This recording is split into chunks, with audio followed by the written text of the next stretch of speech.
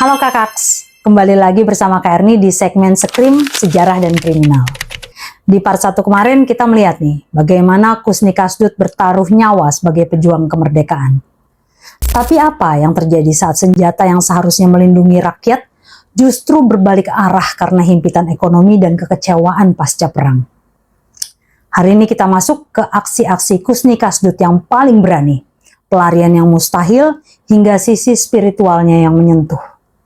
Inilah akhir perjalanan sang Robin Hood van Indonesia. Setelah kedaulatan diakui tahun 1949, dunia Kusni seolah runtuh karena dia gagal mendapat posisi stabil di militer maupun pekerjaan tetap. Kecewa pada kondisi sosial saat itu, dia kembali ke dunia hitam menggunakan ilmu perang peninggalan militer Jepang untuk bertahan hidup. Aksi pertamanya dimulai bersama temannya Subagio dengan menculik saudagar kaya dan memeras uang sebesar Rp600.000. Jumlah yang sangat fantastis kala itu, yang kemudian dibagikan rata kepada sesama pejuang yang nasibnya malang. Namun, puncak karir kriminalnya adalah pada 30 Mei 1963, perampokan Museum Nasional atau Museum Gajah di Jalan Merdeka Barat, Jakarta Pusat.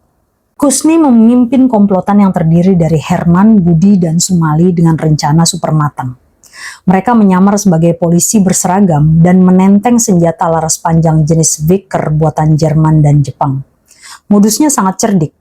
Herman dan Sumali mengelabui petugas jaga dengan segudang pertanyaan, sementara Kusni bergerak cepat naik ke lantai atas tempat benda-benda pusaka disimpan.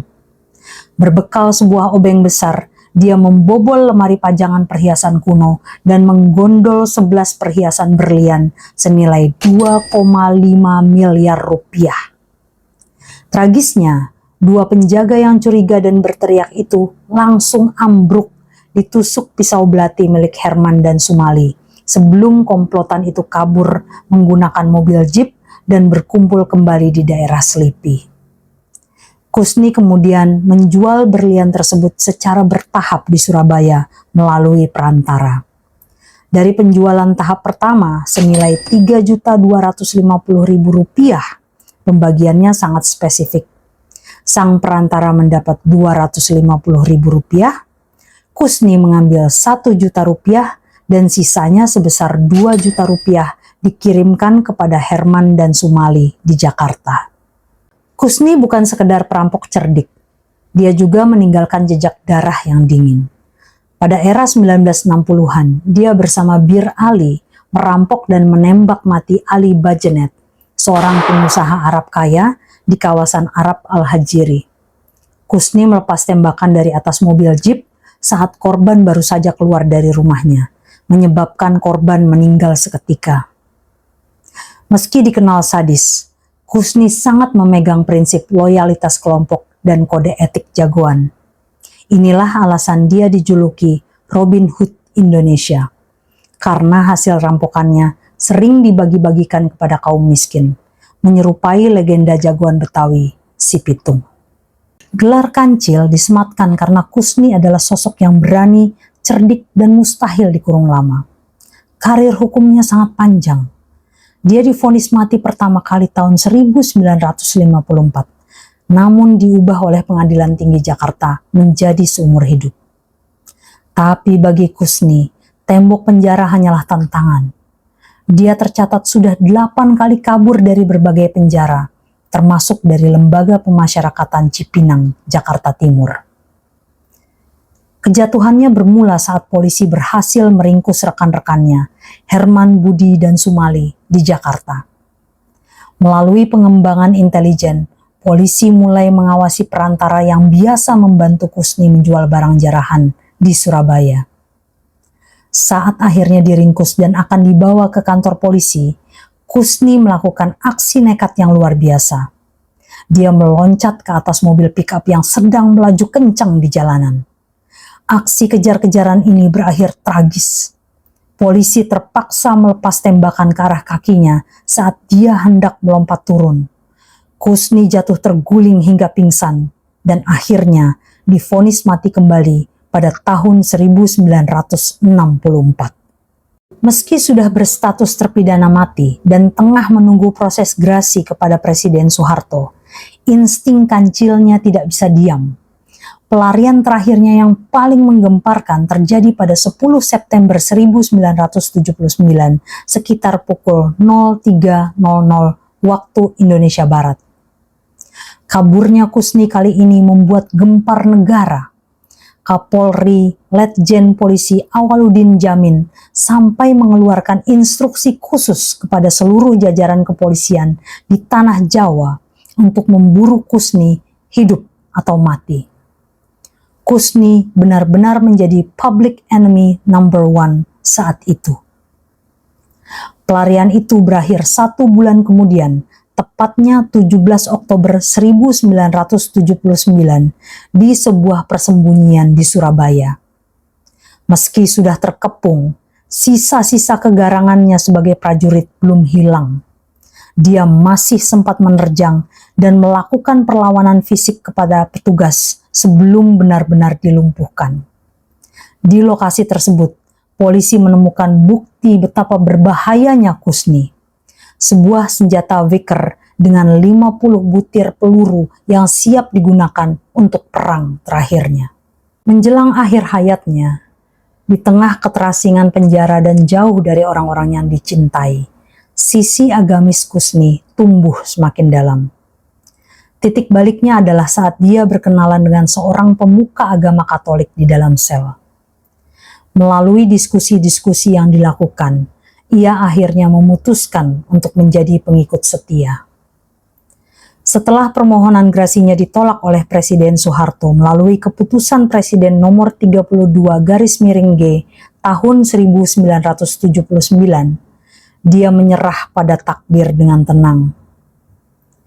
Di LP Kalisosok, Surabaya, dia bertobat sepenuhnya dan dibaptis menjadi Katolik oleh Romo Theodorus Tandia Sukmana CM dengan nama Ignatius Waluyo atau yang lebih dikenal kemudian sebagai Ignatius Kusni Kasdut.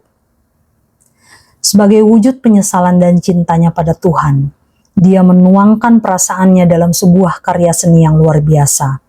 Sebuah lukisan gereja katedral yang sangat rinci, lengkap dengan menara dan arsitekturnya yang unik. Menariknya, lukisan ini dibuat bukan di atas kanvas mahal, melainkan menggunakan media gedebok atau pelepah pohon pisang. Karya luar biasa ini masih tersimpan rapi di Museum Gereja Katedral Jakarta sebagai saksi bisu pertobatan Sang Robin Hood. Secara hukum Islam, tindakan Kusni dikategorikan sebagai jarimah hirabah, yaitu perampokan besar yang disertai kekerasan dan pembunuhan. Hukuman matinya dipandang sah secara hukum Islam karena memenuhi 4 persyaratan. Yang pertama, pelakunya adalah mukallaf, yaitu dewasa dan berakal. Yang kedua, membawa senjata berbahaya, baik senjata tajam maupun senjata api. Yang ketiga, lokasi kejadian berada di tempat yang jauh dari keramaian sehingga korban sulit ditolong. Dan yang keempat, aksi dilakukan secara terang-terangan. Hukum ini tetap berlaku bagi Kusni meskipun dia non-muslim karena dia tinggal di negara yang memberlakukan hukum tersebut. Kusni dieksekusi mati pada 16 Februari 1980 di dekat kota Gresik, Jawa Timur. Eksekusinya menarik perhatian publik yang besar, disejajarkan dengan kasus-kasus besar lainnya seperti Karta Cahyadi, Tugiman, Astini, Tibo, hingga Bahar Matar yang harus menunggu kepastian eksekusi dalam waktu yang sangat lama di penjara. Nah, kakaks, setelah kita membedah kisah hidup Kusni Kasdut, mungkin muncul pertanyaan besar ya di pikiran kita. Kenapa sih seseorang yang pernah menjadi pahlawan itu bisa memilih jalan sebagai perampok? Untuk menjawab ini secara akademis, sepertinya kita perlu masuk ke dalam pemikiran sosiolog legendaris ya, Robert K. Merton, melalui teorinya yang sangat terkenal, Social Structure and Anomy. Jadi Merton membawa perspektif yang sangat menarik ya di tahun 1938. Baginya perilaku menyimpang itu bukan hasil dari dorongan biologis atau penyakit jiwa, tapi sebuah konsekuensi logis dari tekanan struktur sosial kita. Nah, disinilah Merton memperkenalkan konsep anomi. Ya bayangkanlah sebuah kondisi di mana terjadi putus sambung atau disjungsi antara dua hal. Yang pertama tujuan budaya, yaitu aspirasi hidup yang dianggap berharga oleh masyarakat, seperti kekayaan materi. Dan kedua, sarana institusional, yakni jalur sah, seperti pendidikan atau pekerjaan untuk mencapai tujuan tersebut. Nah, masalah muncul saat masyarakat itu justru terlalu mendewakan kesuksesan finansial, tapi tidak semua orang diberikan kunci untuk membuka pintu sukses tersebut secara sah. Jadi menurut Merton, manusia itu akan beradaptasi dengan 5 cara yang berbeda, tergantung bagaimana mereka memandang tujuan dan sarana tadi. Yang pertama ada conformity. Nah, ini adalah tipe adaptasi yang paling umum, di mana individu itu menerima tujuan sukses dan tetap setia pada cara-cara yang sah. Inilah yang menjaga stabilitas masyarakat kita. Contohnya, pegawai atau dosen yang kerja jujur dan taat aturan demi gaji bulanan. Yang kedua, tipe yang paling relevan dengan kasus kriminalitas, yaitu innovation. Di sini individu menerima tujuan sukses materi, tapi karena akses pendidikan atau pekerjaan tertutup bagi mereka, maka mereka menolak sarana yang sah dan memilih jalur ilegal. Inilah yang sering terjadi pada mereka yang mengejar American Dream, tapi terbentur sama tembok struktur sosial yang kaku. Misalnya ya perampok, koruptor, yang mau kaya tapi pakai cara ilegal, seperti Kusni Kasdut. Yang ketiga ada ritualism. Jadi orang tipe ini sudah menyerah pada mimpi sukses besar, tapi mereka tetap patuh secara kaku pada aturan demi keamanan diri mereka. Mereka hanya ingin bermain aman. Misalnya nih karyawan yang sudah tidak ambisius, tapi tetap patuh aturan hanya demi aman. Yang keempat itu adalah retreatism. Jadi individu ini menolak tujuan sekaligus sarana. Mereka benar-benar menarik diri dari tuntutan masyarakat ya. Contohnya seperti pecandu narkoba atau kelompok marginal yang terasing. Dan yang terakhir ada rebellion. Mereka tidak hanya menolak sistem yang ada, tapi berupaya menggantinya dengan struktur nilai dan sistem sosial yang benar-benar baru. Seperti tokoh revolusioner yang ingin meruntuhkan sistem lama dan menggantinya dengan aturan baru. Penting untuk kita pahami bahwa Merton itu sebenarnya mengembangkan pemikiran Emil Durkheim. Bedanya, kalau Durkheim itu melihat anomi sebagai kekacauan moral saat terjadi krisis mendadak, Merton itu melihatnya sebagai kondisi permanen dalam struktur sosial Amerika yang tidak memberikan kesempatan yang adil bagi kelas bawah. Jadi Merton mengalihkan fokus kita dari gangguan moral individu ke kegagalan sistemik yang disebut sebagai struktur peluang. Nah tentu saja ya Merton nggak lepas dari kritik ya. Beberapa ahli itu berpendapat bahwa Merton itu terlalu fokus pada kejahatan jalanan atau street crime ya. Sehingga membutuhkan adaptasi dan pengembangan lebih lanjut untuk dapat menjelaskan kejahatan kerah putih atau koruptor yang sebenarnya sudah punya sarana yang melimpah.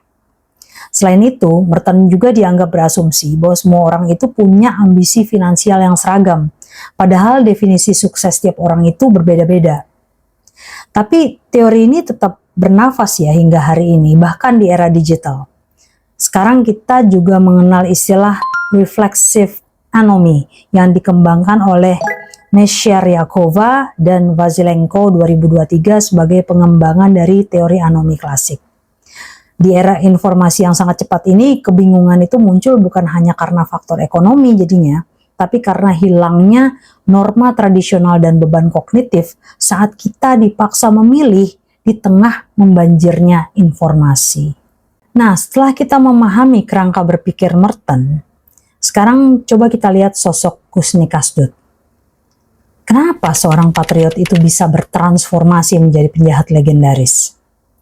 Kalau kita menggunakan lensa teori anomi, kita akan melihat tuh bahwa transformasi Kusni itu bukan sekedar pilihan moral yang buruk, tapi sebuah konsekuensi logis dari tekanan struktur sosial. Kalau kita lihat, kisah Kusni pasca revolusi itu adalah potret nyata tuh dari kondisi anomi. Di satu sisi, sebagai mantan pejuang, Kusni punya tujuan budaya yang sangat manusiawi. Dia ingin hidup layak dan diakui secara sosial di republik yang dia bela. Dia ingin membuktikan dirinya setelah masa kecilnya yang pahit. Tapi di sisi lain, sarana institusional atau jalur sah bagi dia justru tertutup rapat. Coba bayangkan, setelah bertaruh nyawa di Surabaya, dia gagal mendapat posisi stabil di militer maupun pekerjaan tetap. Negara saat itu belum mampu menyediakan struktur peluang bagi para veteran untuk bertransisi ke kehidupan sipil yang sejahtera. Nah, inilah titik awal terjadinya ketidakseimbangan atau disjungsi. Keinginan untuk sukses materi tetap ada, tapi jalan legalnya tersumbat. Karena jalur legal buntu, Kusni ini akhirnya melakukan adaptasi yang dalam tipologi Merton disebut sebagai innovation atau inovasi. Dalam kondisi ini, Kusni tetap memegang teguh tujuan sukses finansial, tapi dia menolak sarana yang sah karena memang tidak tersedia baginya. Ironisnya, dia justru menggunakan ilmu perang yang ia pelajari dari militer Jepang dan masa revolusi, seperti gerilya, sabotase, sampai penggunaan senjata Vickers untuk melakukan aksi kejahatan. Jadi baginya, cara ilegal itu menjadi satu-satunya sarana yang rasional dan efektif untuk mencapai tujuan ekonomi di tengah himpitan kemiskinan. Yang menarik adalah bahwa inovasi yang dilakukan Kusni ini punya warna tersendiri. Nah, ini yang kita sebut sebagai fenomena bandit sosial, di mana Kusni melakukan keadilan mandiri atau self-justice. Ingat fakta saat dia merampok saudagar kaya dan membagikan hasilnya kepada sesama rekan pejuang yang nasibnya sama-sama terlunta-lunta? Nah, ini membuktikan bahwa tindakannya itu bukan sekedar patologi kriminal individu, tapi sebuah respons emosional dan korektif terhadap sistem sosial politik yang dia anggap telah mengabaikan jasa para pejuang. Lama-kelamaan, Kusni tidak hanya melakukan inovasi ya, tapi mulai bergeser ke arah rebellion atau pemberontakan. Jadi dia tidak sekedar melanggar hukum, tapi mulai menantang struktur nilai yang ada. Dia merasa nyaman dan bahkan bangga dengan identitasnya sebagai penjahat. Karena dalam pikirannya, dia merasa tetap berjuang melawan ketidakadilan bagi kaum miskin dengan gaya hidup ala Robin Hood. Disinilah dia mencoba menciptakan norma baru di dalam kelompoknya, bahwa merampok orang kaya demi membantu veteran adalah tindakan yang benar secara moral, meski secara hukum negara itu adalah kesalahan besar. Kesimpulannya, kisah hidup Kusni Kasdut ini memvalidasi peringatan Merton tentang pentingnya struktur peluang. Jadi anomi yang dialami Kusni ini bersifat sistemik. Ketika negara gagal merangkul para pejuang pasca perang, tekanan tersebut menciptakan frustrasi yang mendalam. Nah, ada satu hal menarik yang bisa kita jadikan bahan diskusi atau bahkan studi lanjutan ya.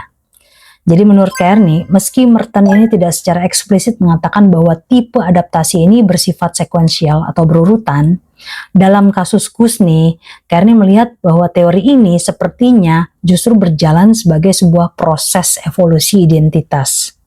Yang pertama di fase awal nih, Kusni memulainya sebagai innovation, di mana dia melakukan kejahatan demi bertahan hidup secara ekonomi. Yang kedua ada fase pertengahan, di mana dia bergeser menjadi rebellion, ketika dia mulai membagikan hasil rampokannya dan menciptakan norma Robin Hood yang versinya sendiri untuk melawan ketidakadilan. Dan yang ketiga di fase akhir menjelang eksekusi, dia masuk ke tahap retreatism yang positif ya. Karena di sini Kusni itu benar-benar tulus meninggalkan ambisi duniawi dan identitas lamanya sebagai perampok. Dia menarik diri dari permainan struktur sosial untuk fokus sepenuhnya pada spiritualitas. Bukti kuatnya ya lukisan gereja katedral yang dia buat dengan sangat detail itu. Para ahli itu melihat ini sebagai bentuk retreatism yang dalam. Dia melepaskan sersan BKR-nya, dia melepaskan gelar perampoknya, dan hanya menyisakan Ignatius Waluyo di hadapan Tuhannya. Dan ini membuktikan bahwa adaptasi manusia terhadap tekanan sosial itu sebenarnya dinamis ya. Kalau Kearney lihat gitu. Dari sini Kusni Kasdut tuh menjadi potret tragis dari seorang pejuang yang terpaksa beradaptasi berkali-kali hingga akhirnya menemukan kedamaian di gerbang eksekusi.